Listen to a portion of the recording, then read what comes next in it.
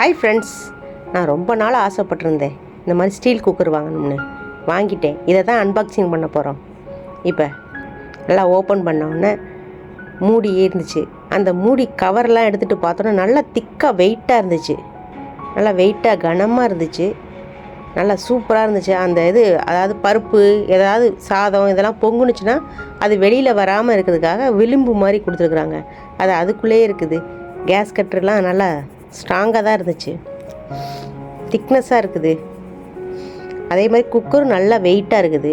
Aluminium use பண்ணுறதோட steel use பண்ணலாம். சரி கனமாக இருக்குது. நான் வாங்கின குக்கர் வந்து இந்த 3 லிட்ரு கெப்பாசிட்டி உள்ளது. ஆனால் நான் அலுமினியம் தான் யூஸ் பண்ணிக்கிட்டு இருந்தேன். எல்லோரும் வந்து கமாண்டில் வந்து அலுமினியம் யூஸ் பண்ணக்கூடாதுன்னு சொல்லியிருந்தாங்க. அதனால தான் ஸ்டீல் குக்கர் வாங்கினேன். நல்லா வெயிட்டாகவும் இருந்துச்சு. Prestige company. நல்லா ஹேண்டிலெல்லாம் சூப்பராக இருந்துச்சு. அதே மாதிரி விசில் வந்து க்யூட்டாக அழகாக இருந்துச்சு. அந்த கேட்லாக் கொடுத்துருந்தாங்க. எல்லாம் சூப்பராக இருந்துச்சு. அதாவது வெயிட்டாகவும் இருந்துச்சு விசில். எனக்கு ரொம்ப பிடிச்சிருந்துச்சு. அந்த விசில் மாட்டுறதுக்கு ஈஸியாக ஸ்மூத்தாக இருந்துச்சு. நல்லா அழகாக இருந்துச்சு. ஹேண்டில் பண்ணவும் ஈஸியாகவும் இருக்குது.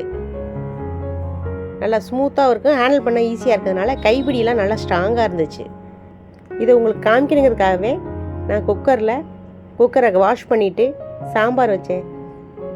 ஆனால் நல்லா சூப்பராக இருந்துச்சு. ஈஸியாக இருந்துச்சு. ஹேண்டில் பண்ணவும் ஈஸியாக இருந்துச்சு. நான் குக்கர் வாங்கும்போதே ஒரு பேன் வாங்கினேன். இதோட அன்பாக்சிங் வீடியோ வேணும்னா இந்த வீடியோவில் கமெண்ட் பண்ணுங்கள். Thank you friends.